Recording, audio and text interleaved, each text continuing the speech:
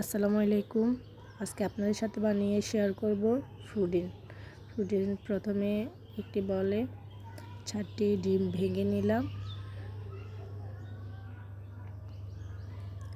তারপর দিয়ে দিলাম এলাচ গুঁড়ো,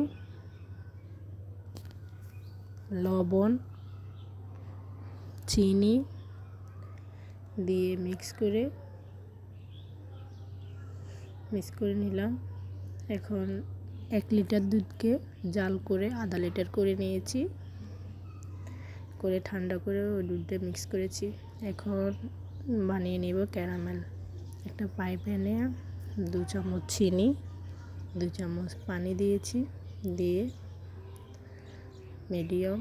মিডিয়াম হিটে জাল করে হালকা কালার আসলে প্রোটিন যে পাত্রে বসাবো ওই পাত্রে ঢেলে নিয়েছি। ক্যারামেলটা ঠান্ডা হয়ে গেছে। এখন প্রোটিন বানানোর জন্য যে মিশ্রণটা করেছি ওটা প্রোটিনের পাত্রে ঢেলে নিচ্ছি। এরপর ঢাকনা দিয়ে দিলাম। একটা বড় পাতিল নিয়ে পাতিল রাখার যে একটা স্ট্যান্ড দিয়ে দিয়েছি, আর পানি দিয়েছি। প্রোটিনের বক্সে নিচে পর্যন্ত পানি দিয়েছি।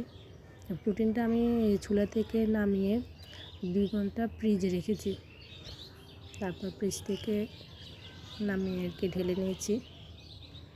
মাশাআল্লাহ, প্রোটিনটা দেখতে অনেক সুন্দর হয়েছে, খেতেও অনেক স্বাদ হয়েছে। সবাই বাসায় ট্রাই করবেন। প্রোটিন কম বেশ সবাই পছন্দ করে। ছোট বাচ্চাদের জন্য এটা ঘরোয়াভাবে বানিয়ে, ঘরোয়া ডিম দুধ এগুলো তো সব ঘরেই থাকে, বানিয়ে দিলে বাচ্চারা মজা করে খাবে।